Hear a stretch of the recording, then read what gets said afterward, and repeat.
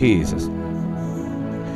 കർത്താവിന്റെ അതിപരിശുദ്ധമായ നാമം വാഴ്ത്തപ്പെടുമാറാകട്ടെ. വീണ്ടും നമുക്ക് ഒരുമിച്ച് ദൈവത്തിന്റെ സാന്നിധ്യത്തിൽ നിറഞ്ഞ ഒരനുഭവത്തിലേക്ക് പ്രവേശിക്കാൻ കർത്താവ് നമുക്ക് വലിയ ഭാഗ്യമാണ് തന്നത്. നിങ്ങളെല്ലാവരും വളരെ പ്രതീക്ഷയോടെ ആയിരിക്കുന്നതിനെ ഓർത്ത് ഞാൻ ദൈവത്തെ സ്തുതിക്കുന്നു. ഇന്നലത്തെ മീറ്റിങ്ങിൽ ഭയങ്കരമായ ദൈവപ്രവർത്തികൾ ഇന്നലെ നടന്നു. അതിലെനിക്ക് വന്ന ഒരുപാട് സന്ദേശങ്ങളിൽ ഒരെണ്ണം എന്ന് പറയുന്നത്, മീറ്റിങ്ങിന് ശേഷവും അവരുടെ അധരങ്ങൾ ഇങ്ങനെ സ്തുതിച്ചുകൊണ്ട് ദൈവത്തെ അന്യഭാഷകളിൽ മഹത്വപ്പെടുത്തിക്കൊണ്ടിരിക്കുകയും ശരീരം ഇങ്ങനെ വിറച്ചുകൊണ്ടിരിക്കുകയും ചെയ്യുന്ന ഒരു അനുഭവം ഇന്നലത്തെ മീറ്റിങ്ങിൽ ഉണ്ടായി എന്ന് പറഞ്ഞു. ഒരുപാട് പേർക്ക് അങ്ങനത്തെ അനുഭവങ്ങൾ ഉണ്ടായി കാണും. ഒരുപാട് പല രീതിയിലുള്ള അനുഭവങ്ങളായിരുന്നു ഇന്നലത്തെ മീറ്റിങ്ങിൽ. എസ്പെഷ്യലി ഞാൻ പറഞ്ഞു, ഒരു അസാധാരണമായ ദൈവസാന്നിധ്യം നമ്മുടെ ഇന്നലത്തെ മീറ്റിംഗ് സ്റ്റാർട്ട് ചെയ്തപ്പം മുതലുണ്ടായി. അത്രയും ഒരുക്കത്തോടും പ്രാർത്ഥനയിലുമാണ് ഓരോ ദിവസത്തെയും നമ്മുടെ സന്ദേശങ്ങൾ ഇതിനകത്ത് ആരംഭിക്കുന്നത്. പ്രാർത്ഥിക്കാതെയോ ഒരുങ്ങാതെയോ ഒന്നുമല്ല ഇതിനകത്ത് ശുശ്രൂഷിക്കാൻ കയറുന്നത്. അപ്പോൾ ആ പ്രാർത്ഥനയുടെ ഒരു കൂട്ടം ജനത്തിൻ്റെ പ്രാർത്ഥന ഈ മീറ്റിംഗ് തുടങ്ങുന്നതിന് മുന്നേ ഉണ്ട്. രാവിലെ മുതൽ ഒരു ദിവസം ആരംഭിക്കുമ്പോൾ തന്നെ വൈകിട്ടത്തെ മീറ്റിങ്ങിന് വേണ്ടി ഒരു കൂട്ടം ജനം പ്രാർത്ഥിക്കാൻ ദൈവം ഇതിനകത്ത് ഒരുക്കിയിട്ടുണ്ട്. അവരെയൊക്കെ ഓർത്ത് ഞാൻ ദൈവത്തെ സ്തുതിക്കുന്നു. അവരെയും അവരുടെ മക്കളുടെ മക്കളെയും അവരുടെ തലമുറയോളം അവരെല്ലാം അനുഗ്രഹിക്കപ്പെട്ടിരിക്കും. അവർക്ക് അനുഗ്രഹിക്കപ്പെട്ടിരിക്കും. ആ നിലകളിൽ പ്രാർത്ഥിച്ചൊരുങ്ങി കയറുവാൻ കർത്താവ് എന്നെയും ആമേൻ ഓരോ ദിവസവും ആ കാര്യത്തിൽ ശ്രദ്ധ പുലർത്തുവാൻ ദൈവം എനിക്ക് കൃപ തരുന്നതിനെ ഓർത്ത് സ്തോത്രം. നിങ്ങളുടെ എല്ലാവരുടെയും പ്രാർത്ഥനകൾ ആമേൻ ഞങ്ങളോടുകൂടെ ഉണ്ട്, ഈ കൂട്ടായ്മയോടുകൂടെ ഉണ്ട്. അതിനായി ഞാൻ ദൈവത്തെ സ്തുതിക്കുന്നു. അതിൻ്റെയൊക്കെ അനന്തര ഫലങ്ങളാണ് ഓരോ സന്ദേശങ്ങളിലും പരിശുദ്ധാത്മാവ് പ്രവർത്തിക്കുന്നത്. ആദ്യ കാലഘട്ടങ്ങളിൽ ഞാൻ ഇതിനെ ഓൺലൈൻ മീറ്റിംഗ് എന്ന് പറയും എങ്കിലും ഇപ്പം ഞാൻ ആ വാക്ക് പരമാവധി ഒഴിവാക്കുകയാണ് പതിവ്. കാരണം ഒരു സഭയ്ക്കകത്ത് നടക്കുന്ന എല്ലാ കാര്യങ്ങളും ദൈവം ഇതിനകത്ത് നമ്മുടെ ഈ വെർച്വൽ മീറ്റിങ്ങിലൂടെ ദൈവത്തിൻ്റെ കൃപയാൽ പരിശുദ്ധാത്മാവ് ചെയ്യുന്നുണ്ട്. അപ്പോൾ ഓൺലൈൻ മീറ്റിംഗ് എന്ന് ഞാൻ ഇപ്പോൾ ഒഴിവാക്കുകയാണ് കൂടുതലും. എന്നാലും ഈ പ്ലാറ്റ്ഫോമുകളെല്ലാം പരിശുദ്ധാത്മാവ് അഭിഷേകം ചെയ്തിരിക്കുകയാണ്. കാരണം നിങ്ങളെ ഓരോരുത്തരെയും വ്യത്യസ്ത നിലവാരങ്ങളിൽ പരിശുദ്ധാത്മാവ് ഓരോ സന്ദേശങ്ങൾക്കകത്തുകൂടെയും സ്പർശിക്കുന്നു എന്നത് എനിക്ക് വ്യക്തമാണ്. ഞാൻ ഇവിടുന്ന് പ്രസംഗിക്കുമ്പോൾ എനിക്കറിയാൻ പറ്റി എന്തൊക്കെ എവിടെയൊക്കെ നടക്കുന്നു, എവിടെയൊക്കെ എന്തൊക്കെ ചലനങ്ങൾ ഓരോ സമയങ്ങളിലും നടക്കുന്നു ഒക്കെ അറിയാനായിട്ട് ദൈവം ആമേൻ നമുക്ക് ആ ഒരു സമയം ആ ഒരു കൃപ പരിശുദ്ധാത്മാവ് തരും. അതുകൊണ്ട് ഞാൻ പറയുന്നു, നിങ്ങൾ ദൈവ സാന്നിധ്യത്തെ റെസ്പെക്റ്റ് ചെയ്യുന്ന ഒരു വ്യക്തിയായിരുന്നാൽ അതിൻ്റെ ആ ഒരു ബഹുമാനം തിരിച്ച് ദൈവം നിങ്ങൾക്കും തരും. ദൈവ സാന്നിധ്യത്തെ ഒരു വ്യക്തി റെസ്പെക്റ്റ് ചെയ്താൽ ആ ബഹുമാനം ദൈവം തിരിച്ചും തരും. എന്നെ സ്നേഹിക്കുന്നവനെ ഞാനും സ്നേഹിക്കുന്നു എന്ന് പറഞ്ഞ ദൈവം, നിങ്ങൾ ആ ദൈവ സാന്നിധ്യത്തെ റെസ്പെക്റ്റ് ചെയ്താൽ തീർച്ചയായിട്ടും ദൈവം നിങ്ങളെയും റെസ്പെക്റ്റ് ചെയ്യും എന്നുള്ള കാര്യത്തിൽ യാതൊരു തർക്കവും ഇല്ല. ഇന്ന് നാം ആ നിലകളിൽ പരിശുദ്ധാത്മാവിൻ്റെ ആ ദൈവശക്തിയെ നാം ഇന്ന് സ്വീകരിക്കാൻ കർത്തൃകൃപയിൽ ശരണപ്പെടുകയും ആഗ്രഹിക്കുകയും പ്രാർത്ഥിക്കുകയും ചെയ്യുകയാണ്. നിങ്ങളെല്ലാവരും വളരെ പ്രാർത്ഥനയോടുകൂടെ ആയിരിക്കുക. ദൈവം വലിയ കാര്യങ്ങൾ നമ്മുടെ നടുവിൽ ചെയ്യട്ടെ. പരിശുദ്ധാത്മാ വലിയ പ്രവൃത്തികൾ നമ്മുടെ മധ്യത്തിൽ അയക്കട്ടെ എന്ന് ഞാൻ ആത്മാർത്ഥമായി പ്രാർത്ഥിക്കുന്നു. ദൈവത്തിൻ്റെ വലിയ സാന്നിധ്യം നമ്മുടെ മധ്യത്തിലുള്ളതിനായി സ്തോത്രം. ഇന്ന് എഫേസ്യർക്ക് എഴുതിയ ലേഖനം 3-ാമത്തെ അധ്യായം, ലേഖനങ്ങളുടെ രാജ്ഞി എന്നാണ് എഫേസ്യർക്ക് എഴുതിയ ലേഖനം, എഫേസ്യർ ലേഖനത്തെ അറിയപ്പെടുന്നത്. ആ എഫേസ്യർക്ക് എഴുതിയ ലേഖനം 3-ാമത്തെ അധ്യായം അതിൻ്റെ 1, 2, 3 വാക്യങ്ങൾ 4 കൂടെ ചേർത്ത് നമുക്ക് വായിക്കാം. 1 മുതൽ 4 വരെ. എഫേസ്യർക്ക് എഴുതിയ ലേഖനം 3-ാമത്തെ അധ്യായം 1 മുതൽ 3 വരെയുള്ള തിരുവചനങ്ങൾ. അത് നിമിത്തം പൗലോസ് എന്ന ഞാൻ ജാതികളായ നിങ്ങൾക്കു വേണ്ടി ക്രിസ്തു യേശുവിൻ്റെ ബദ്ധനായിരിക്കുന്നു. നിങ്ങൾക്കായി എനിക്ക് ലഭിച്ച ദൈവകൃപയുടെ വ്യവസ്ഥയെക്കുറിച്ച് ഞാൻ മീതെ ചുരുക്കത്തിൽ എഴുതിയതുപോലെ വെളിപ്പാടിനാൽ എനിക്ക് ഒരു മർമ്മം അറിവായി വന്നു എന്ന് നിങ്ങൾ കേട്ടിട്ടുണ്ടല്ലോ. നിങ്ങൾ അത് വായിച്ചാൽ ക്രിസ്തുവിനെ സംബന്ധിച്ചുള്ള മർമ്മത്തിൽ എനിക്കുള്ള ബോധം നിങ്ങൾക്ക് ഗ്രഹിക്കാം. താഴത്തെ വാക്യവും കൂടെ പ്രാധാന്യം അർഹിക്കുന്നതാണെങ്കിലും ഞാൻ അവിടം കൊണ്ട് നിർത്തുവാണ്. ഇത്രയും വരെ ചിന്തിക്കാനുള്ള സമയം ഇന്നത്തെ സാഹചര്യത്തിൽ നമുക്കുള്ളൂ. ലേഖനങ്ങളുടെ രാജ്ഞി എന്ന എഫെസ്യർക്ക് എഴുതിയ ലേഖനത്തെ അറിയപ്പെടുമ്പോൾ സഭയെക്കുറിച്ച് പൗലോസ് ശ്ലീഹായിക്ക് ദൈവം കൊടുത്ത ഒരു വെളിപ്പാടിനെ കുറിച്ചാണ് ഇവിടെ പരാമർശിക്കുന്നത്. കർത്താവായ യേശു ക്രിസ്തുവിനെ കുറിച്ചുള്ള വെളിപ്പാടിലൂടെയാണ് താൻ സഭയുടെ പ്രാധാന്യത്തെക്കുറിച്ചും കൂട്ടായ്മയുടെ പ്രാധാന്യത്തെക്കുറിച്ചും സഭയിലെ പ്രവർത്തനങ്ങളെക്കുറിച്ചും സഭയുടെ ശക്തിയെക്കുറിച്ചും കൂട്ടായ്മയ്ക്കകത്തുള്ള യൂണിറ്റിയെക്കുറിച്ചും പ്രാർത്ഥനയെക്കുറിച്ചും പരിശുദ്ധാത്മാവിനെക്കുറിച്ചും പ്രവർത്തനങ്ങളെക്കുറിച്ചും തുടങ്ങി ഒട്ടനേകം കാര്യങ്ങൾ താൻ മനസ്സിലാക്കുന്നത് ഒരു പുസ്തകത്തിൽ നിന്ന് വായിച്ചല്ല, ഒരു പ്രസംഗത്തിൽ നിന്ന് കേട്ടല്ല, ഒരു സ്വപ്നം കണ്ടല്ല, എന്തോ തൻ്റെ പ്രാർത്ഥനയുടെ മധ്യത്തിൽ ദൈവം തന്നെ തനിക്ക് വെളിപ്പെടുത്തിയതും മുന്നറിവുകളില്ലാത്തതായിരുന്ന പുതുതായ കാര്യങ്ങളെക്കുറിച്ച് തൻ്റെ അന്തരാത്മാവിൽ അല്ലെങ്കിൽ തൻ്റെ ദർശനത്തിൽ തൻ്റെ പ്രാർത്ഥനകളിൽ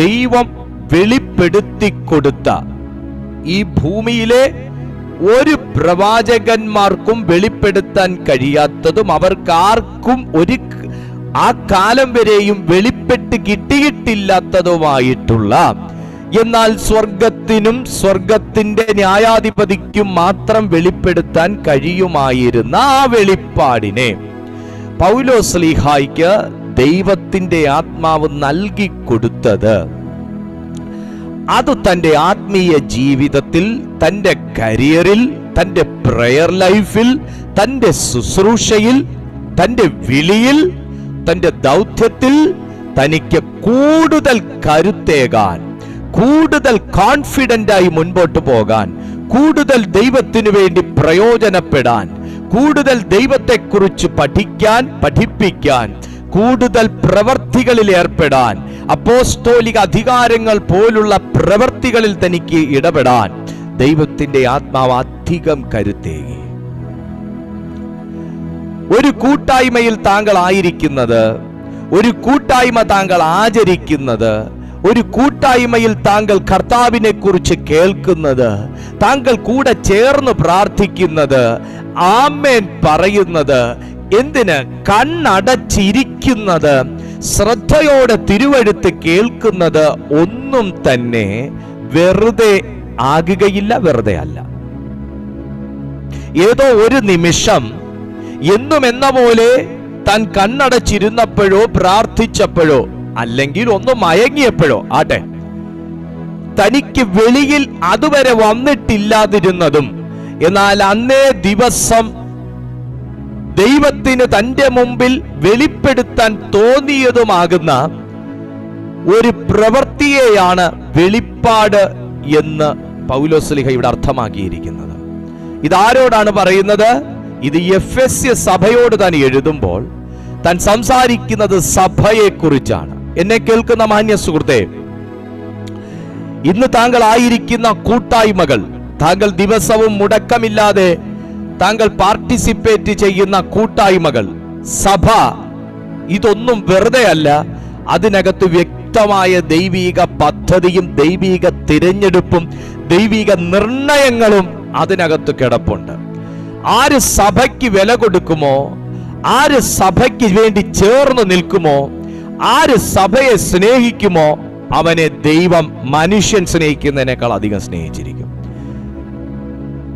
ഇവിടെ പറയാണ്, അതു നിമിത്തം, ഏതു നിമിത്തം, ജാതികളും യഹൂദന്മാരോടുകൂടെ ക്രിസ്തുവിൽ തുല്യരായി തീരേണ്ടതിന് പൗലോസ് ശ്ലീഹ ഇന്ന് ക്രിസ്തുവിനാൽ ബദ്ധനായിരിക്കുന്നു എന്നതു നിമിത്തം ജാതികളും യഹൂദന്മാരെ പോലെ ക്രിസ്തുവിൽ തുല്യരായി തീർന്നിരിക്കുന്നു.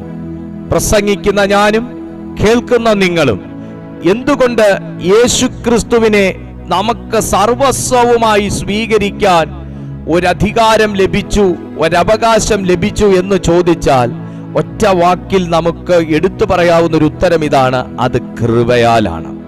അത് കൃപയാലാണ്. ഞാൻ ആയിരിക്കുന്നത് ദൈവത്തിന്റെ കൃപയാൽ, ഞാൻ പ്രാർത്ഥിക്കുന്നത് ദൈവത്തിന്റെ കൃപയാൽ, ഞാൻ ദർശനങ്ങൾ കാണുന്നത് ദൈവത്തിന്റെ കൃപയാൽ, ഞാൻ പ്രവചിക്കുന്നത് ദൈവത്തിന്റെ കൃപയാൽ, ഞാൻ ഇന്ന് എൻ്റെ വീടിനകത്ത് ഞാൻ സ്ഥിരതയോടെ നിലനിൽക്കുന്നത് ദൈവത്തിന്റെ കൃപയാൽ, എനിക്ക് പ്രാർത്ഥിച്ച് ജയമെടുക്കാൻ കഴിയുന്നത് ദൈവത്തിന്റെ കൃപയാൽ, എനിക്ക് കൂട്ടായ്മയിൽ പങ്കെടുക്കാൻ കഴിയുന്നത് ദൈവത്തിന്റെ കൃപയാൽ. കൃപയ്ക്കകത്ത് നമുക്ക് പ്രസംഗിച്ച് പരിപൂർണത വരുത്താൻ കഴിയാത്തത്രയും ദൈവശക്തി വ്യാപിക്കുന്നു. കൃപ എന്ന വാക്ക് സാത്താൻ ഇഷ്ടമല്ല. കൃപ എന്ന വാക്ക് സാത്താൻ അടുക്കാൻ കഴിയില്ല. കൃപ എന്ന വാക്ക് സാത്താൻ ഉൾക്കൊള്ളാൻ കഴിയില്ല. ഒരു മനുഷ്യന്റെ മേൽ സ്വർഗത്തിൽ നിന്നും വെളിപ്പെട്ടിരിക്കുന്നതായ ഒന്നാണ് കൃപ, ദൈവത്തിന്റെ കൃപ.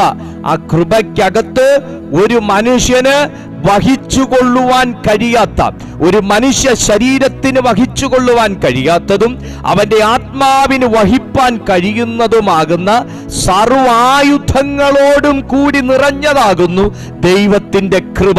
ഒരു വ്യക്തി ഈ ദൈവ കൃപയുടെ പൂർണ്ണതയിൽ എഴുന്നേറ്റ് നിന്നാൽ സാത്താന്യ സാമ്രാജ്യങ്ങൾ നിശ്ചയമായും അവന്റെ മുമ്പിൽ മുട്ടുമടക്കിയിരിക്കും. ഈ കൃപയുള്ളവനാണ് അധികാരത്തോടെ നിലനിൽക്കുന്നത്. ഇന്ന് ഈ സന്ദേശം കേട്ടുകൊണ്ടിരിക്കുമ്പോൾ നിങ്ങളുടെ ജീവിതത്തിൽ പ്രവചനമുണ്ടോ എനിക്ക് അറിഞ്ഞുകൂടാ, നിങ്ങളുടെ ജീവിതത്തിൽ ഭൂതശാന്തി ശുശ്രൂഷയുണ്ടോ എനിക്ക് അറിഞ്ഞുകൂടാ, നിങ്ങളുടെ ജീവിതത്തിൽ ഏത് നിലയിൽ മുമ്പോട്ട് പോയിക്കൊണ്ടിരിക്കുന്നു എനിക്ക് അറിഞ്ഞുകൂടാ.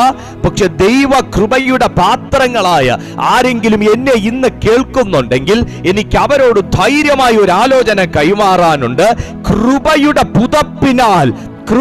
പുതപ്പിനാൽ നീ മൂടപ്പെട്ട് എഴുന്നേറ്റ് നിന്നാൽ നിശ്ചയമായും ഇസ്രായേൽ മക്കളുടെ കാലഘട്ടങ്ങളിൽ, പഴയ നിയമ കാലഘട്ടങ്ങളിൽ, കട്ടളപ്പടിമേലും കുറുമ്പടിമേലും കുഞ്ഞാടിന്റെ രക്തം പുരട്ടിയപ്പോൾ സംഹാരകൻ നീങ്ങിപ്പോയി എന്നെഴുതി വെച്ചിരിക്കുന്നത് പോലെ കൃപയുടെ മുദ്രകൾ, അവന്റെ രക്തത്താലുള്ള മുദ്രകൾ ഇടപെട്ടവരായും അവന്റെ കൃപയുടെ വക്താക്കളായും കൃപയുടെ പകർച്ച അനുഭവിച്ചവരായും ഇന്ന് ആരെങ്കിലും ഈ സന്ദേശം കേൾക്കുന്നുണ്ടെങ്കിൽ, കൃപ മൂടപ്പെട്ട നിന്റെ മുമ്പിൽ സാത്താൻ ഇനി അധികം കാലം നിൽക്കാനൊക്കത്തില്ല. കൃപ പൊതിയപ്പെട്ട നിന്റെ മുമ്പിൽ സാത്താൻ അധികം കാലം ഇനി അവന്റെ തന്ത്രങ്ങൾ പയറ്റാനൊക്കത്തില്ല.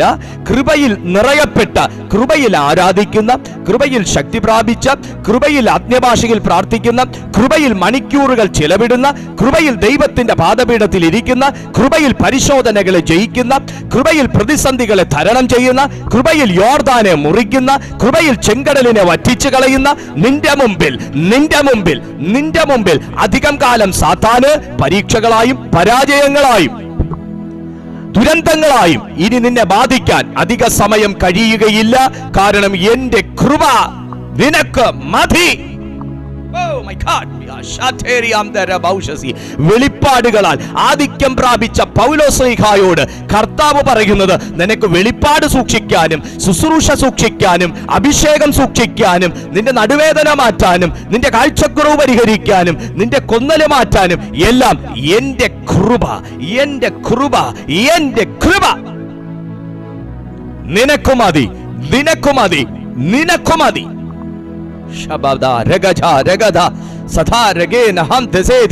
യേശുവിന്റെ നാമത്തിൽ ഇന്ന് ഈ സന്ദേശം ആർക്കൊക്കെയോ വേണ്ടി സ്വർഗം ഡെഡിക്കേറ്റ് ചെയ്യുകയാണ്, ആർക്കൊക്കെയോ വേണ്ടി സ്വർഗം ചമച്ചെടുക്കുകയാണ്. Praise to Jesus. എങ്ങനെ ഓവർകം ചെയ്യും എന്ന് ചിന്തിച്ചിരിക്കുന്ന താങ്കളോട് ദൈവം പറയുന്നു, എന്റെ കൃപ നിനക്ക് മതി. എനിക്ക് ഈ നിലകളിൽ മുൻപോട്ട് പോകാൻ കഴിയത്തില്ല, ഈ നിലകളിൽ പൂർത്തി വരുത്താൻ കഴിയത്തില്ല, ഈ നിലകളിൽ എനിക്ക് നിലനിൽക്കാൻ കഴിയത്തില്ലെന്ന് പറയുന്ന ആരോടൊക്കെയോ സ്വർഗം പറയുന്നു, വെളിപ്പാടുണ്ടെങ്കിലും പ്രവചനമുണ്ടെങ്കിലും എനിക്ക് പറ്റുന്നില്ല കർത്താവേ എന്ന് പറയുന്ന ചിലരോട് ദൈവം പറയുന്നു, എന്റെ കൃപ.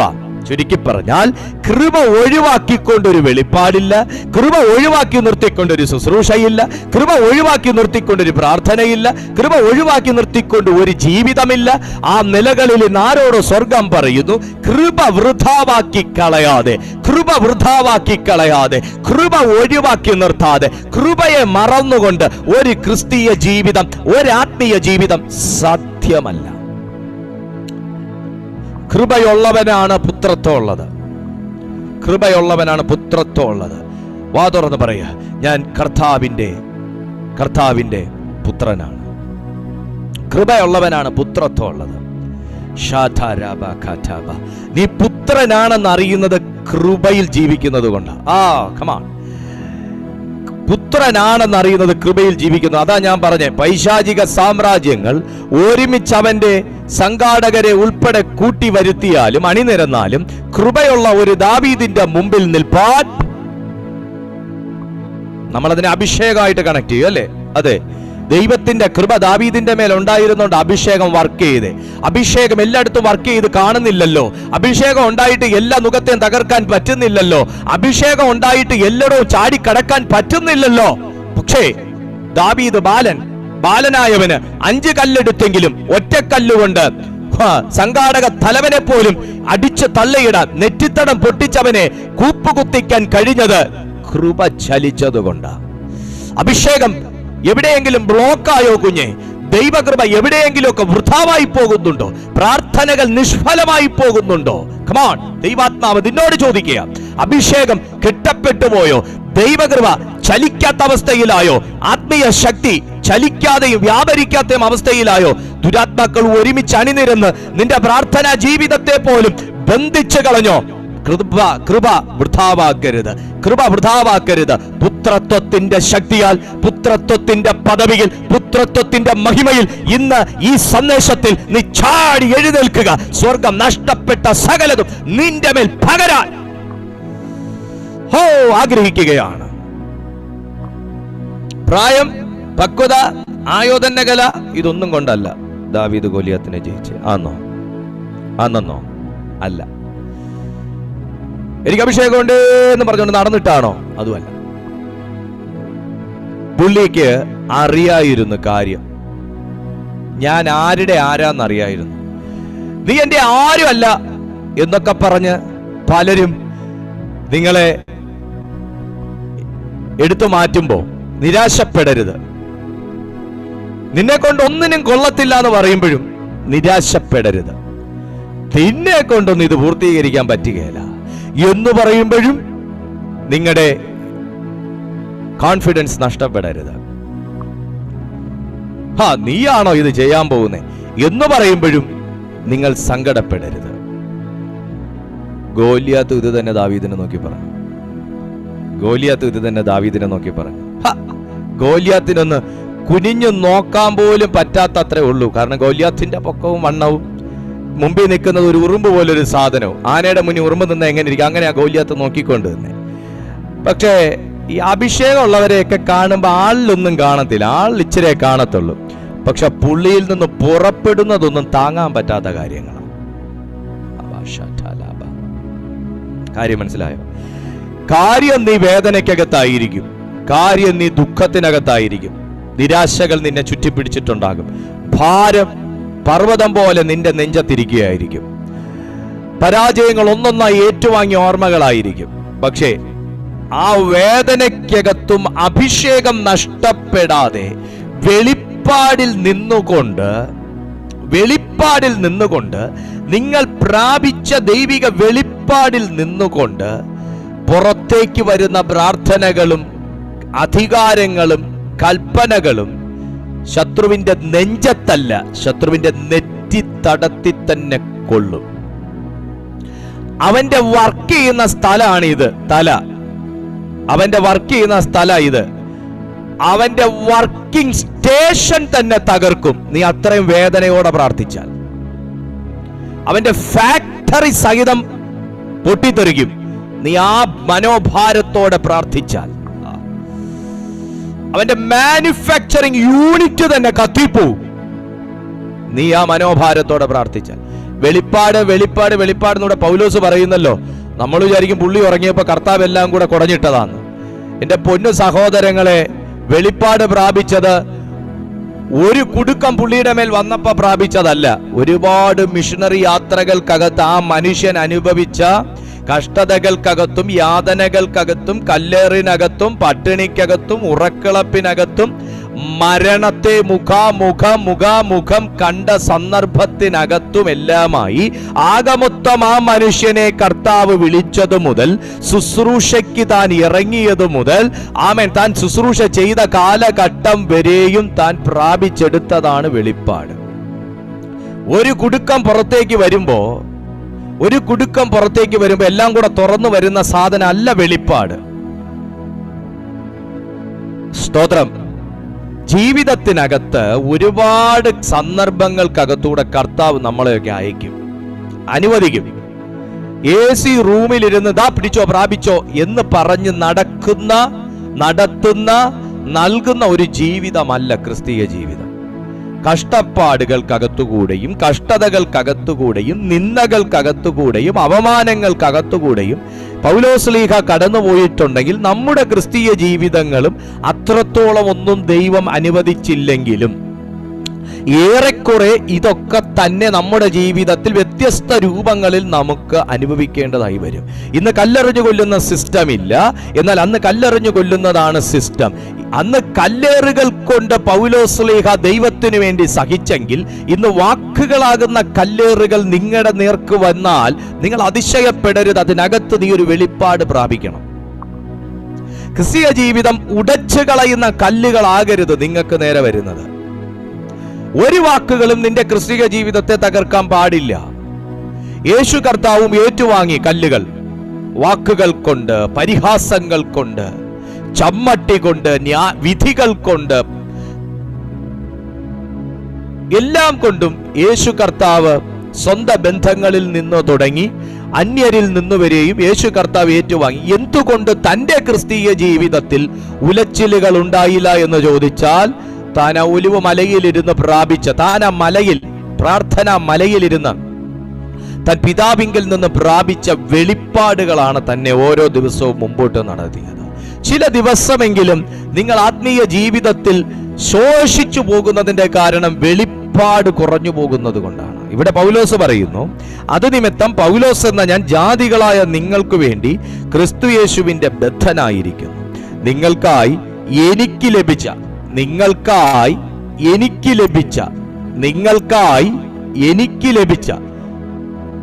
നിങ്ങൾ ഇന്ന് അനുഭവിക്കുന്ന പലതും എന്തോ ആകട്ടെ, അത് പരാജയങ്ങളാകട്ടെ, അത് മറ്റു കാര്യങ്ങളാകട്ടെ, ബുദ്ധിമുട്ടുകളാകട്ടെ, എന്തുമാകട്ടെ, നിങ്ങൾക്കറിയാവോ അത് മറ്റൊരു വ്യക്തിക്ക് വേണ്ടി ദൈവം നിങ്ങളെ പരിശീലിപ്പിക്കുന്ന സാഹചര്യങ്ങളാണെന്ന്.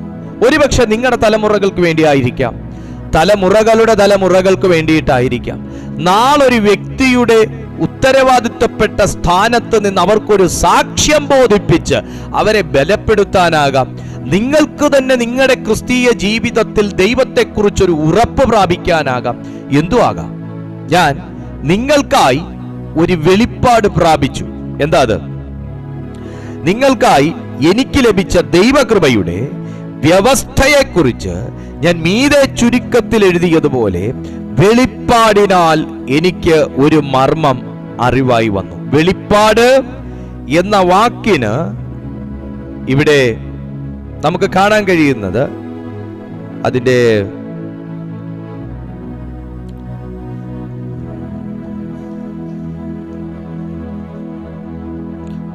ഗ്രീക്ക് പദം എന്ന് പറയുന്നത് അപ്പോക്കാലിപ്സിസ് എന്നാണ്. അപ്പോക്കാലിപ്സിസ് എന്ന വാക്കിന് ഇവിടെ കൊടുത്തേക്കുന്ന ഒരു വിവർത്തനം ഞാൻ വായിക്കാം.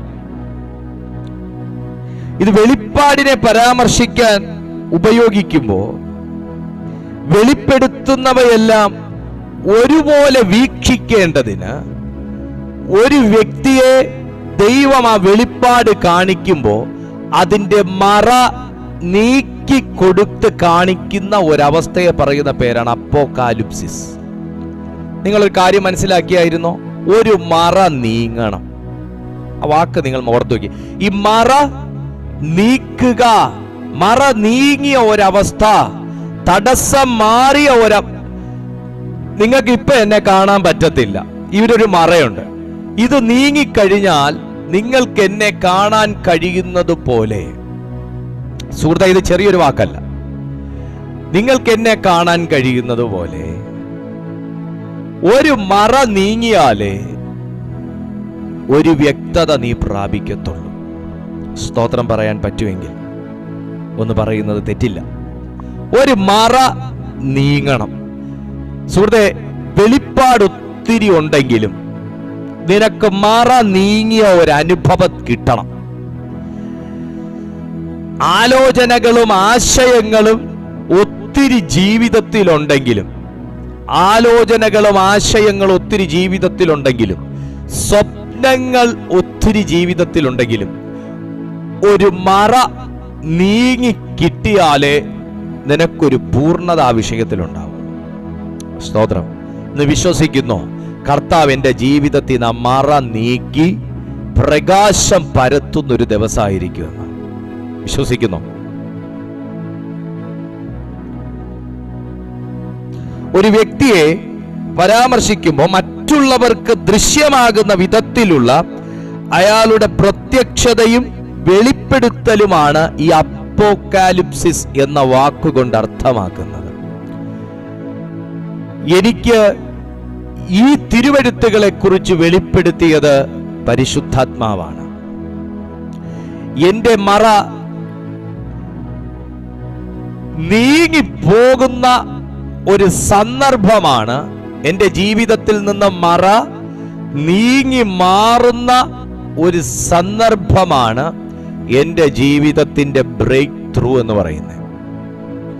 ഇന്ന് നിങ്ങളായിരിക്കുന്ന അവസ്ഥയിൽ യേശുവിനെ കുറിച്ച് നിങ്ങൾക്കറിയാം, പരിശുദ്ധാത്മാവിനെ കുറിച്ച് നിങ്ങൾക്കറിയാം, ദൈവ സാന്നിധ്യത്തെക്കുറിച്ച് നിങ്ങൾക്കറിയാം. പക്ഷെ നമുക്ക് എവിടെയും ഞാൻ പൂർണ്ണമായിട്ടാണ് ഇത് അനുഭവിക്കുന്നത് എന്ന് പറയാൻ നമുക്ക് കഴിയത്തില്ല. നമ്മുടെ ലൈഫിൽ ഈ മറ നീങ്ങിക്കിട്ടണം, മൂടുപടം നീങ്ങിക്കിട്ടണം. ഈ മൂടുപടം നീങ്ങിക്കിട്ടണം. സ്തോത്രം. മൂടുപടം നീങ്ങിക്കിട്ടിയാൽ ഈ വെളിപ്പാടെന്ന് പറയുന്നത് തേജസ്സോടെയാണ് നമ്മുടെ ജീവിതത്തിലേക്ക് പ്രവേശിക്കുന്നത്. വെളിപ്പാടുകൾ, ക്രിസ്തുവിനെ കുറിച്ചുള്ള വെളിപ്പാടുകൾ തേജസ്സോടെയാണ് നമ്മുടെ ജീവിതത്തിൽ വെളിപ്പെടുന്നത്. അത് നമ്മുടെ ഉള്ളത്തിൽ പരിജ്ഞാനമായി, വിസ്ഡമായി, അത് ബോധ്യങ്ങളായി, ഓർമ്മകളായി, ധൈര്യമായി, ഉറപ്പായി എല്ലാം അത് വർത്തിക്കുമ്പോൾ, അത് പ്രവർത്തിക്കുമ്പോൾ നമ്മുടെ ലൈഫിൽ ഉണ്ടാകുന്ന ഒരു ഭയങ്കര പ്രകാശമുണ്ട്. ആ പ്രകാശമാണ് ശരിക്കും പറഞ്ഞാൽ മോശ 10 കൽപ്പനയും വാങ്ങി കർത്താവിന്റെ സന്നിധിയിൽ നിന്ന് താഴോട്ടിറങ്ങി വന്ന സമയം ഇസ്രായേൽ മക്കളും അഹരോനും ഒക്കെ കണ്ടത്. അവർക്ക് കണ്ണ് തുറന്ന് നോക്കാൻ കഴിയാത്ത നിലകളിൽ മോശയുടെ ത്വക്ക് ദൈവ തേജസ് കൊണ്ട് മൂടി, അതിൽ നിന്ന് ആ ഒരു പ്രകാശം ഇങ്ങനെ വ്യാപിച്ചുകൊണ്ടിരുന്നത് കൊണ്ട് ഒരു മൂടുപടം മോശയുടെ മുഖത്തിട്ടിട്ടാണ് കാര്യങ്ങൾ സംസാരിച്ച്. കുറെ നാൾ കഴിഞ്ഞപ്പോൾ അതങ്ങ് മാറിപ്പോവുകയും ചെയ്തു. എന്തൊക്കെയാണ് മോശയെ തിളക്കിയ സംഭവം എന്ന് ചോദിച്ചാൽ, 1 ദൈവവുമായിട്ടുള്ള കൂട്ടായ്മ, 2 ദൈവ ശബ്ദത്തിനകത്തുള്ള കണ്ടിന്യൂവേഷൻ. സ്തോത്രം. ദൈവ ശബ്ദത്തിനകത്തുള്ള കണ്ടിന്യൂവേഷൻ. 3 തന്റെ ഒബീഡിയൻസ്, അനുസരണം. ദൈവകൃപ പ്രാപിക്കണോ, ദൈവശക്തി സ്വീകരിക്കണോ, പ്രാപിച്ച ശക്തി നിലനിർത്തണോ, ഈ സംഭവങ്ങളൊക്കെ വേണം. ഒബീഡിയൻസ്, ദൈവ ശബ്ദത്തിനകത്തുള്ള കണ്ടിന്യൂവേഷൻ, ദൈവവചനത്തെ കേൾക്കാൻ, പഠിക്കാൻ ഉള്ള താല്പര്യം, ഇതൊക്കെ നിന്റെ ലെവല് തന്നെ ചേഞ്ച് ചെയ്യും. Praise to Jesus. ഹല്ലേലൂയ. ആ നിലകളിൽ മോശ 40 ദിവസം അവിടെ ഇരുന്നതാ. സാധാരണക്കാർക്ക് പുള്ളിയെ നോക്കാൻ കഴിയാത്ത അവസ്ഥ വന്നത്. വീടിനകത്ത് 7, 21, 40, 7, 21, 40, 3, 7, 21, 40 പലവട്ടമെടുത്ത് താങ്കളോട് പരിശുദ്ധാത്മാവ് പറയുന്നു, താങ്കൾ ദൈവസന്നിധിയിൽ ഉപവസിക്കുന്നതും പ്രാർത്ഥിക്കുന്നതും ദൈവവചനത്തെ ഭക്ഷിക്കുന്നതും താങ്കൾ അത് ആഹാരിക്കുന്നതും ഒരിക്കലും വെറുതെ അല്ല. ഇന്നല്ലെങ്കിൽ നാളെ സാധാരണ നിലവാരത്തിൽ നിൽക്കുന്ന വ്യക്തികൾക്ക് നിങ്ങളുടെ മുമ്പിൽ നിവർന്നു നിൽക്കാൻ കഴിയാത്ത നിലയിൽ ദൈവമാരെന്ന് നിങ്ങളിലൂടെയും നിങ്ങളുടെ വാക്കുകളിലൂടെയും പ്രവൃത്തികളിലൂടെയും തന്നെ വെളിപ്പെടുത്തുന്ന നാളുകൾ ഇനി വിദൂരമല്ലെന്ന് പരിശുദ്ധാത്മാവ് ആരോടോ സംസാരിക്കുന്നു. Praise to Jesus. ഇതാ ഇവിടെ പൗലോസും പറയുന്നത്, ഒരു മറ എനിക്ക് നീങ്ങിക്കിട്ടി. ഇന്ന് കർത്താവിന്റെ സ്നേഹത്തെക്കുറിച്ച് നമ്മൾ ഇന്നലെ സംസാരിച്ചു, കർത്താവിനോടുള്ള സ്നേഹത്തെക്കുറിച്ച് സംസാരിച്ചു. കുറെ പേർക്ക് ആ മറ മാറിക്കിട്ടി. ഇന്ന് ആ വെളിപ്പാടുകൾ നമുക്ക് കർത്താവിൽ നിന്ന് പ്രാപിക്കാൻ ഒരു കൃപ പരിശുദ്ധാത്മാവ് തരട്ടെ. വെളിപ്പാടിൽ നമുക്ക് പ്രാപിക്കാം. ഈ അപ്പോകാലിപ്സിസ് എന്ന ഈ വാക്കിന് എന്തൊക്കെയാണ് ആ വെളിപ്പാടിൽ അദ്ദേഹം എങ്ങനെയാണ് അദ്ദേഹത്തിന്റെ മൂടുപടം നീങ്ങിയത് എന്നും കൂടെ ചുരുക്കമായി ഞാനൊന്ന് പറഞ്ഞിട്ട് നമുക്കിന്ന് പ്രാർത്ഥിക്കാം. നമുക്കും നമ്മുടെ ദൈവവുമായിട്ട് എന്തെങ്കിലും ഒരു മറയുണ്ടെങ്കിൽ നമുക്ക് കർത്താവിനെ കേൾക്കാനോ നമുക്ക് അനുസരിക്കാനോ അല്ലെങ്കിൽ നമുക്ക് ആ ദൈവം ആഗ്രഹിക്കുന്ന നിലകളിൽ നമുക്ക് ദൈവത്തിങ്കിൽ നിന്ന് സ്വീകരിക്കാൻ കഴിയാത്ത നിലകളിൽ എന്തെങ്കിലും മറയുണ്ടെങ്കിൽ ഇന്ന് ദൈവം നമ്മുടെ ജീവിതത്തിൽ നിന്നും അത് നീക്കിത്തരട്ടെ എന്ന് ഞാൻ ആഗ്രഹിക്കും. നോക്കിയേ, അപ്പോകാലിപ്സിസ് എന്ന് പറഞ്ഞാൽ മൂടുപടം നീക്കുക, വെളിപ്പെടുത്തുക, മറ നീക്കുക എന്നതാണ് അതിന്റെ അർത്ഥം. എങ്ങനെയൊക്കെയാണ് പൗലോസ് എന്ന് പറയുന്ന വ്യക്തി ഇത്രയും വെളിപ്പാടിൽ കയറി വന്നത്, ഇത്രയും വെളിപ്പാട് അദ്ദേഹം പ്രാപിച്ചത്, ഇത്രയും വെളിപ്പാടുകളിൽ അദ്ദേഹം ഈ ജനത്തിന് കൊടുക്കാൻ കഴിഞ്ഞത്? ആർക്കും പ്രാർത്ഥിക്കാൻ കഴിയാത്ത പോലെ മണിക്കൂറുകൾ, ദിവസങ്ങൾ ആ അന്യഭാഷയിലാണെങ്കിലും വചനധ്യാനത്തിലാണെങ്കിലും ദൂതന്മാരുമായിട്ടുള്ള ബന്ധമാണെങ്കിലും സ്വർഗവുമായിട്ടുള്ള കണക്ഷൻ ആണെങ്കിലും എങ്ങനെ കണ്ടിന്യൂ ചെയ്ത് കൊണ്ടുപോകാൻ കഴിഞ്ഞു? നമ്മുടെ ആഗ്രഹം അത് തന്നെയല്ലേ? എനിക്കും പ്രാർത്ഥിക്കാൻ ആഗ്രഹമുണ്ട്, മണിക്കൂറുകൾ. എനിക്കും സ്വർഗം സന്ദർശിക്കാൻ ആഗ്രഹമുണ്ട്, എനിക്കും ദൂതന്മാരുമായി കമ്മ്യൂണിക്കേറ്റ് ചെയ്യാൻ ആഗ്രഹമുണ്ട്. പക്ഷെ പറ്റുന്നില്ല പാസ്റ്ററെ. നമ്മുടെയും പ്രശ്നം അതല്ലേ? അദ്ദേഹത്തിന് നമ്മെ പോലെ ഭൂമിയിൽ ഒരപ്പനും അമ്മയ്ക്കും ജനിച്ച് വളർത്തപ്പെട്ട് പച്ചയും മാംസവും ചോരയും നീരും ഒക്കെ ഉള്ളൊരു മനുഷ്യൻ ഇതേ ഭൂമിയിൽ ഈ പറയുന്ന കാര്യങ്ങളെല്ലാം ചെയ്തു എന്ന് പറയുമ്പോൾ അതേ ആഗ്രഹമുള്ള നമുക്ക് ചെയ്യാൻ കഴിയാത്തതിന്റെ കാരണം ആ മനുഷ്യന് ഒരു മറ നീങ്ങിക്കിട്ടി. അപ്പൊ എനിക്ക് നീങ്ങിക്കൂടെ? എന്റെ മുമ്പിലും ആ മറ നീങ്ങാൻ പാടില്ലേ? അത് അദ്ദേഹം എങ്ങനെയാണ് പ്രാപിച്ചെടുത്തത്? അപ്പോകാലിപ്സിസ് വെളിപ്പാട് എന്ന വാക്കിനാണ് അപ്പോകാലിപ്സിസ് എന്ന് പറയുന്നത്. വെളിപ്പെടുത്തി കിട്ടിയത്, മറ നീങ്ങിയത് എന്നൊക്കെയാണ് അതിന്റെ അർത്ഥം. ഒന്ന്, സുവിശേഷത്തിന്റെ വെളിച്ചം ആ മനുഷ്യനെ പ്രകാശിപ്പിച്ചു. ഞാൻ അതാ പറഞ്ഞത്, വെറുതെ അല്ല പ്രിയപ്പെട്ടവരെ നിങ്ങൾ ഈ മീറ്റിംഗ് അറ്റൻഡ് ചെയ്യുന്നതും, വെറുതെ അല്ല ദൈവവചനം കേൾക്കുന്നതും, വെറുതെ അല്ല ദൈവശക്തി നിങ്ങളെ തൊടുന്നതും. അതിന്റെ പിന്നിലെല്ലാം അതിശക്തമായ ദൈവീക പ്രോസസ്, സ്വർഗീയ പ്രവർത്തനങ്ങൾ നമ്മുടെ ഉള്ളത്തിൽ നമ്മൾ പോലും അറിയാതെ നമ്മുടെ ആന്തരിക മനുഷ്യനിൽ നടന്നുകൊണ്ടിരിക്കുന്നു എന്ന സത്യം ഇന്ന് നിങ്ങൾ തിരിച്ചറിയണം. ആന്തരിക മനുഷ്യൻ, അകത്തെ മനുഷ്യൻ. നിങ്ങൾ പുറത്തെ മനുഷ്യൻ സംബന്ധമായിട്ടല്ല നിങ്ങൾ ജീവിക്കേണ്ടത്, നിങ്ങൾ അകത്തെ മനുഷ്യൻ സംബന്ധമായിട്ടാണ് ജീവിക്കേണ്ടത്. അകത്തെ മനുഷ്യൻ ഈ കേൾക്കുന്ന വചനമെല്ലാം ആഹാരിച്ചുകൊണ്ടിരിക്കുകയാണ്, ഭക്ഷിച്ചുകൊണ്ടിരിക്കുകയാണ്. അപ്പൊ സുവിശേഷത്തിന്റെ വെളിച്ചം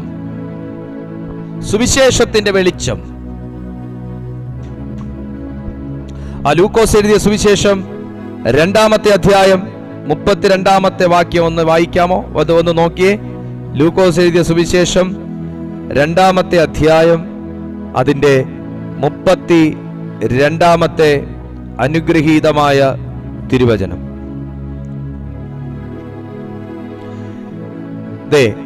എന്റെ കണ്ണ് കണ്ടുവല്ലോ എന്ന് പറഞ്ഞു. എന്റെ കണ്ണ് കണ്ടുവല്ലോ. ആ വാക്യം നിങ്ങൾ കേട്ടോ? എന്റെ കണ്ണ് കണ്ടുവല്ലോ. എല്ലാ കണ്ണും കാണുന്നുണ്ടോ? എല്ലാ 29 മുതൽ വായിച്ചാൽ നിങ്ങൾക്ക് കുറച്ചുകൂടെ കാര്യമായിട്ട് മനസ്സിലാവും. ഇപ്പോൾ നാഥ, തിരുവചനം പോലെ നീ അടിയനെ സമാധാനത്തോടെ വിട്ടയക്കുന്നു. ജാതികൾക്ക് വെളിപ്പെടുവാനുള്ള പ്രകാശവും നിന്റെ ജനമായ ഇസ്രായേലിന്റെ മഹത്വവുമായി നീ സകല ജാതികളുടെയും മുമ്പിൽ ഒരുക്കിയിരിക്കുന്ന നിന്റെ രക്ഷയെ എന്റെ കണ്ണ് കണ്ടുവല്ലോ. നിങ്ങൾ കണ്ടോ? 40 വർഷമായി ദൈവവചനം കേൾക്കുന്നു, 30 വർഷമായി കേൾക്കുന്നു. 25 വർഷമായി കേൾക്കുന്നു, 15 വർഷമായി കേൾക്കുന്നു, 5 വർഷമായി കേൾക്കുന്നു, 1 വർഷമായി കേൾക്കുന്നു, 6 മാസമായി കേൾക്കുന്നു. നമുക്ക് ഈ തിരുവെഴുത്തിന്റെ രക്ഷയെ കാണാൻ കഴിഞ്ഞിട്ടുണ്ടോ?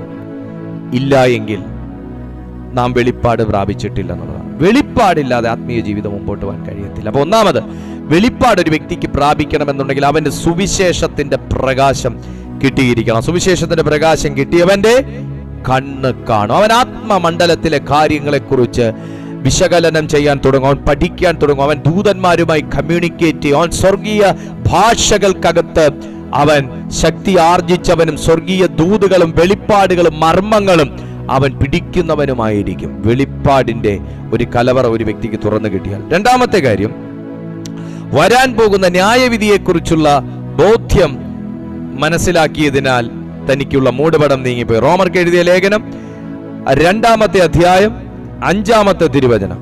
റോമർക്ക് എഴുതിയ ലേഖനം 2-ാമത്തെ അധ്യായം 5-ാമത്തെ തിരുവചനം. വെളിപ്പാടിനാൽ തനിക്ക് ലഭ്യമായത്. എന്നാൽ നിന്റെ ഹൃദയ കാഠിന്യത്താലും അനുതാപമില്ലാത്ത ഹൃദയത്താലും നീ ദൈവത്തിന്റെ നീതിയുള്ള വിധി വെളിപ്പെടുന്ന കോപ ദിവസത്തേക്ക് നിനക്കു തന്നെ കോപം ചരതിച്ചു വെക്കുന്നു.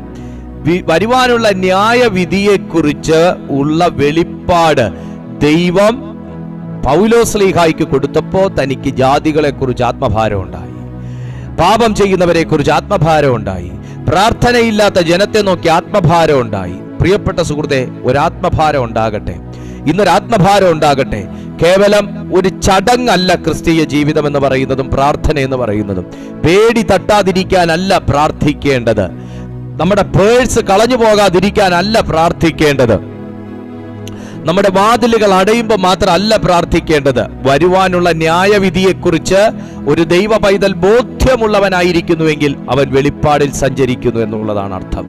ഒന്നാമത്, സുവിശേഷം തനിക്ക് പ്രകാശം നൽകിയപ്പോൾ, ന്യായവിധിയെക്കുറിച്ച് തനിക്ക് ബോധ്യമുണ്ടായപ്പോൾ തന്റെ വെളിപ്പാടിന്റെ മറ പകുതി നീങ്ങി. അടുത്ത തിരുവെഴുത്ത് പറയുന്നു, പൂർവകാലങ്ങളിൽ മറഞ്ഞിരുന്നതും ഇപ്പോൾ വെളിപ്പെട്ടതുമായ സത്യത്തെക്കുറിച്ച് പൗലോസ്ലീഹ മനസ്സിലാക്കിയപ്പോൾ. റോമർക്ക് എഴുതിയ ലേഖനം 16-ാമത്തെ അധ്യായം 25-ാമത്തെ തിരുവചനം. റോമർക്ക് എഴുതിയ ലേഖനം 16-ാമത്തെ അധ്യായം 25-ാമത്തെ തിരുവചനം ഒന്ന് നോക്കിയേ. പ്രവാചകന്മാരുടെ എഴുത്തുകളാൽ അറിയിച്ചിരുന്നതുമായ മർമ്മത്തിന്റെ അനുസരണമായുള്ള എന്റെ സുവിശേഷത്തിനും യേശുക്രിസ്തുവിനെ കുറിച്ചുള്ള പ്രസംഗത്തിനും ഒത്തവണ്ണം നിങ്ങളെ സ്ഥിരപ്പെടുത്തുവാൻ കഴിയുന്ന ഏകജ്ഞാനിയായ ദൈവത്തിന് യേശുക്രിസ്തു മുഖാന്തരം എന്നേക്കും മഹത്വം ഉണ്ടാകുമാറാകട്ടെ. അതായത്, പൂർവകാലങ്ങളിൽ മറഞ്ഞിരുന്നിട്ട് ഇപ്പോൾ വെളിപ്പെട്ടു വന്ന നിത്യദൈവത്തിന്റെ നിയോഗപ്രകാരം സകല ജാതികളുടെയും അനുസരണത്തിനായി ദൈവം വെളിപ്പെടുത്തി കൊടുത്ത വെളിപ്പാട്. നിങ്ങളുടെ അപ്പനമ്മമാർക്ക് കിട്ടാത്ത ഭാഗ്യമായിരിക്കാം ഇന്ന് മാന്യ സുഹൃത്തിന് കിട്ടിയിരിക്കുന്നത്. ഇന്ന് ബഹുമാനപ്പെട്ട താങ്കൾക്ക് കിട്ടിയിരിക്കുന്നത് അപ്പനമ്മമാർക്ക് കിട്ടാത്ത വിശ്വാസമായിരിക്കാം. അപ്പനമ്മമാർ ചെയ്യാത്ത നിലയിലുള്ള വിശ്വാസത്തിന്റെ പ്രവർത്തനങ്ങളായിരിക്കാം ഇന്ന് താങ്കളിലൂടെ ദൈവം ചെയ്യിക്കുന്നത്. അപ്പനമ്മമാർ കാത്തുസൂക്ഷിക്കാത്ത വിശ്വാസവും അഭിഷേകവുമായിരിക്കാം ഇന്ന് നിങ്ങൾ വഹിച്ചുകൊണ്ടിരിക്കുന്നത്. നിങ്ങളുടെ പൂർവ്വപിതാക്കന്മാർ ഒന്നും തന്നെ വഴങ്ങിക്കൊടുത്തിട്ടില്ലാത്ത ദൈവത്തിന്റെ മുമ്പിൽ ഇന്ന് നിങ്ങൾക്ക് നിൽക്കാൻ കഴിയുന്നത് തന്നെ ഈ വെളിപ്പാട് താങ്കൾക്ക് ലഭിച്ചതുകൊണ്ടും ഈ സെലക്ഷൻ താങ്കൾക്ക് വീണതുകൊണ്ടുമാണ്. മറ്റാർക്കുമില്ലാത്തൊരു വിശ്വാസത്തിന്റെ പ്രവൃത്തി നിങ്ങൾക്കുണ്ടെങ്കിൽ പ്രിയപ്പെട്ട സുഹൃത്തെ, ഈ കൃപ തേടി വന്നത് നിന്നെ തന്നെയാണ്. ഈ കൃപ നീ അറിഞ്ഞത് മറ്റു പലരെയും ഈ കൃപയിലേക്ക് കൊണ്ടുവരാൻ വേണ്ടിയിട്ടാണ്. അതാ ഇവിടെ പറഞ്ഞത്, പലർക്കും വെളിപ്പെട്ട് കിട്ടിയിട്ടില്ലാത്തത് ഇന്ന് എനിക്ക് വെളിപ്പെട്ട് കിട്ടി. പ്രിയപ്പെട്ടവർ, ഒരു സ്തോത്രം ചെയ്യാമോ? പലർക്കും വെളിപ്പെട്ട് കിട്ടിയിട്ടില്ല, ജ്ഞാനികൾക്ക് വെളിപ്പെട്ടിട്ടില്ല, ബുദ്ധിയുള്ളവർക്ക് വെളിപ്പെട്ടിട്ടില്ല, ശാസ്ത്രത്തിന് പോലും പല കാര്യങ്ങളും വെളിപ്പെട്ടിട്ടില്ല. അംശമായത് മാത്രം ശാസ്ത്രം കണ്ടെത്തി ബൈബിളിനകത്തത് പറയുന്നു എന്ന് അവർ തെളിയിക്കുമ്പോൾ ഇന്നും ശാസ്ത്രത്തിന് പിടികിട്ടാത്ത പല കാര്യങ്ങളും ആത്മമണ്ഡലത്തിൽ സഞ്ചരിക്കുകയും വസിക്കുകയും ചെയ്യുന്ന എനിക്കും താങ്കൾക്കും വെളിപ്പെടുത്താൻ കഴിയുന്ന സ്വർഗത്തിലെ ദൈവത്തെ ഞാൻ മഹത്വപ്പെടുത്തുന്നു. Praise to Jesus. വെളിപ്പെടാനുള്ള തേജസ്സിനെ കുറിച്ച് മനസ്സിലാക്കിയപ്പോൾ തനിക്കൊരു വെളിപ്പാട് ലഭിച്ചു. അത് ഞാൻ വായിക്കുന്നില്ല, 1 പത്രോസ് 4:13 ക്രിസ്തുവിന്റെ 2ാം വരവിനെ കുറിച്ച് താൻ മനസ്സിലാക്കിയപ്പോൾ തനിക്ക് മൂടുപടം നീങ്ങി, തനിക്ക് ആ വെളിപ്പാട് ലഭിച്ചു. ദൈവപുത്രന്മാരുടെ വെളിപ്പാടിനെ കുറിച്ച് താൻ പഠിച്ചപ്പോൾ തനിക്ക് ഈ വെളിപ്പാട് സ്വീകരിക്കാൻ കഴിഞ്ഞു. നോക്കുക, ഇത്രത്തോളം കാര്യങ്ങൾ താൻ മനസ്സിലാക്കിയപ്പോൾ തനിക്ക് ആത്മമണ്ഡലത്തിൽ നിന്നും ഒരു മൂടുപടം നീങ്ങി, താൻ അസാധാരണമായ നിലകളിൽ ഉപയോഗിക്കാൻ തുടങ്ങി. തന്റെ കണ്ണിൽ നിന്നും പുറപ്പെടുന്ന രശ്മികൾക്കകത്തു പോലും അഭിഷേകം ചലിച്ചു. ഭൂതങ്ങൾക്ക് നിൽക്കാൻ കഴിയാത്ത നിലകളിൽ വന്നു. ആമേൻ. തന്റെ മേലുള്ള റൂമാലും ഉത്തരീയവും കൊണ്ടിടുമ്പോൾ തന്നെ ജനം സൗഖ്യമാകാൻ തുടങ്ങി. തന്റെ വായിൽ നിന്ന് വചനം പുറപ്പെടുമ്പോൾ തന്നെ ദൈവപ്രവർത്തികൾ വെളിപ്പെടാൻ തുടങ്ങി. പ്രിയപ്പെട്ട സുഹൃത്തേ, ഈ വെളിപ്പാട് നിന്നെ ആളുമാറിയവനാക്കി തീർക്കും. ഈ വെളിപ്പാടിലുള്ള ക്രിസ്തീയ ജീവിതം നിന്റെ ജീവിതത്തിന്റെ മുഖച്ഛായ മാറ്റും. ഈ വെളിപ്പാടിൽ നീ കണ്ടിന്യൂ ചെയ്താൽ, ഈ വെളിപ്പാടനുസരിച്ചാണ് ആത്മീയ ജീവിതം നയിക്കുന്നതെന്നുണ്ടെങ്കിൽ നിന്നെ പരാജയം തൊടത്തില്ല. ഇന്ന് ആ മൂടുപടം പൗലോസിന് നീങ്ങിക്കിട്ടാൻ ഒത്തിരി താൻ സഹിച്ചു. ഇന്ന് സഹിക്കുന്നതൊന്നും വെറുതെ അല്ല. അതൊക്കെ നിങ്ങളുടെ സഹനങ്ങൾ മുഴുവനും നിങ്ങൾ കർത്താവിന്റെ സന്നിധിയിൽ നിങ്ങൾ സമർപ്പിക്കുക. ഇതൊക്കെ ഒരു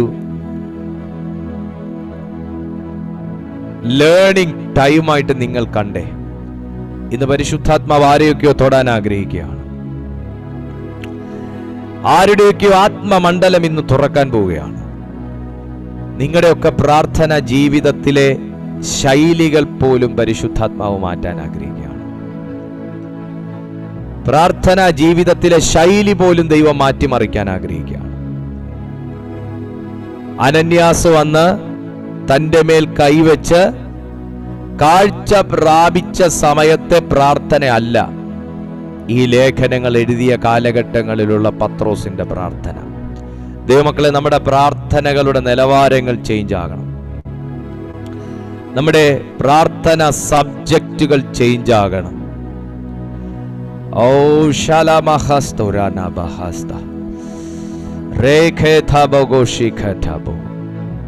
നിങ്ങൾക്ക് തുറക്കണ്ടേ? നിങ്ങളുടെ മുമ്പിൽ നിന്ന് തടസ്സങ്ങൾ നീങ്ങണ്ടേ? നിങ്ങൾക്കും ജയകരമായ ഒരു ക്രിസ്തീയ ജീവിതം വേണ്ടേ? നിങ്ങൾക്കും ഒരു ഉയർച്ച വേണ്ടേ? നിങ്ങൾക്കും ഒരു വളർച്ച വേണ്ടേ? നിങ്ങൾക്കും ഒരു സാക്ഷിയാകണ്ടേ? ജനിച്ച് തിന്നു കുടിച്ച് മരിച്ചു പോകുന്ന ഒരു സാധാരണക്കാരനാകണമോ? ഈ ഭൂമിയിൽ വന്നു പോയതിന് ഒരു തെളിവ് നീ ബാക്കി വെക്കണം.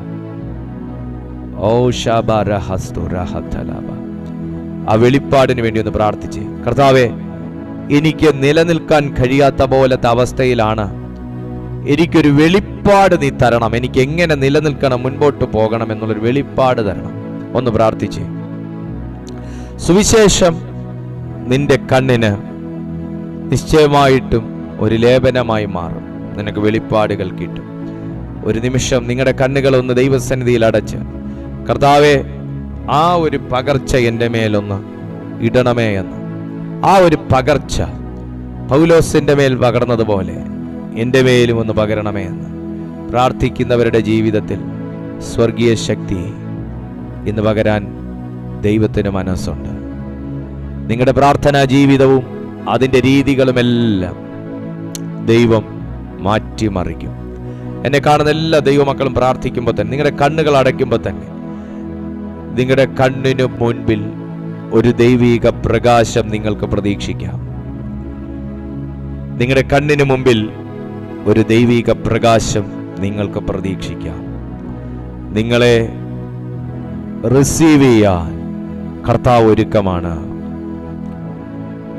മൂടുപടം നിനക്ക് ദൈവത്തെ കാണാൻ തടസ്സമാണെങ്കിൽ, മൂടുപടം നിനക്ക് ദൈവത്തെ കാണാൻ തടസ്സമാണെങ്കിൽ, ഒരു അപ്പോക്കാലിപ്സിസ്, ഒരു മറ നീക്കുന്ന ദൈവത്തിൻ്റെ പ്രവൃത്തി ഇന്ന് വിശ്വസിക്കുന്ന നിന്റെ ജീവിതത്തിൽ സംഭവിക്കാൻ പോകുന്നു. ഒരു പ്രാർത്ഥനയുടെ മറുപടി ഒരു മറ തടയുന്നെങ്കിൽ അത് ദൈവം നീക്കട്ടെ. ഒരു വിടുതൽ മറ തടയുന്നെങ്കിൽ അത് ദൈവം നീക്കട്ടെ. ഒരഭിഷേകം മറ തടയുന്നെങ്കിൽ അത് ദൈവം നീക്കട്ടെ. ഒരു ഉയർച്ച മറ തടയുന്നെങ്കിൽ അത് ദൈവം നീക്കട്ടെ. ഒരു പുനരുത്ഥാനം ഒരു കല്ല് തടയുന്നെങ്കിൽ, ഒരു പുനരുത്ഥാനം ഒരു കല്ല് തടയുന്നെങ്കിൽ, ഒരു പുനരുത്ഥാനം റോമാക്കാർ ഉരുട്ടിവെച്ച ഇമ്പീരിയൽ മുദ്രകളോടുകൂടെ ഒരു കല്ല് തടയുന്നെങ്കിൽ ദൂതന്മാരതിനെ നീക്കട്ടെ.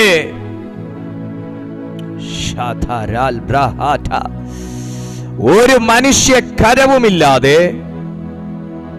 ഒരു സംഘാടകരുമില്ലാതെ പുത്രനെ ഉയർപ്പിക്കാൻ, പിതാവിന്റെ വാഗ്ദത്തത്തെ ക്രൂശിക്കാൻ കഴിയാതെ നിൽക്കവേ, പുത്രനെ മാത്രം ക്രൂശിച്ച് കല്ലറയ്ക്കകത്ത് ഒതുക്കി വെച്ചിട്ട് പുനരുത്ഥാനത്തിന്റെ തടസ്സമായി റോമൻ ഇമ്പീരിയൽ മുദ്രകളോടുകൂടെ ഒരു കല്ലുകൊണ്ട് മറച്ചു വെച്ചപ്പോൾ വാഗ്ദത്തത്തിന്റെ സമയവും ശക്തിയും സ്വർഗത്തിൽ നിന്ന് ദൂതനെ വിളിച്ചിറക്കി ആ കല്ലിനെ ഉരുട്ടി നീക്കി പുത്രനെ ഉയർപ്പിച്ചു എങ്കിൽ നിന്നോടുള്ള വാഗ്ദത്തം, നിന്നോടുള്ള ദൈവശബ്ദം, നിന്നോടുള്ള ദൈവിക ആലോചനകൾ ഈ ഭൂമിയിൽ നിന്നും പിശാചിനെ മാറ്റാൻ കഴിയുകയില്ല.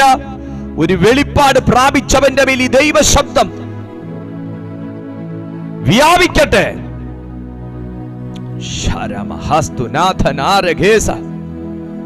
പുത്രനെ ക്രൂശിച്ചു, പുത്രനെ ഉയർപ്പിക്കുമെന്നുള്ള പിതാവിന്റെ വാഗ്ദത്തം ക്രൂശിക്കാൻ ശത്രുവിന് കഴിഞ്ഞില്ല. അങ്ങനെയെങ്കിൽ കുഞ്ഞെ, നിന്നോടുള്ള ദൈവിക വാഗ്ദത്തങ്ങളെ ദൈവം നിവർത്തിക്കും. പ്രാർത്ഥിക്കുക, പ്രാർത്ഥിക്കുക, പ്രാർത്ഥിക്കുക. ദൈവ സാന്നിധ്യം പലരെയും തൊടുന്ന സമയമായത്, ദൈവ സാന്നിധ്യം പലരെയും തൊടുന്ന സമയമായത്, ദൈവ സാന്നിധ്യം പലരെയും തൊടുന്ന സമയമായത്. പ്രാർത്ഥിക്കുക. നീ പ്രാർത്ഥിച്ചുകൊണ്ടിരിക്കുമ്പോൾ തന്നെ ഒരു മറ നിങ്ങളുടെ ജീവിതത്തിൽ നിന്ന് നീങ്ങും. നിങ്ങൾ പ്രാർത്ഥിച്ചുകൊണ്ടിരിക്കുമ്പോൾ തന്നെ ഒരു മറ നിങ്ങളുടെ ജീവിതത്തിൽ നിന്ന് നീങ്ങും. നിന്റെ കണ്ണ് നീ കാഴ്ചകളെ കാണും, പുതിയ കാഴ്ചകളെ കാണും. നിങ്ങളുടെ കണ്ണുകൾ ദൈവത്തിന്റെ മഹത്വം കാണും. വെളിപ്പാടിനാൽ ആത്മീയ ജീവിതം നയിക്കാൻ കർത്താവ് നിന്നെ ശീലിപ്പിക്കും.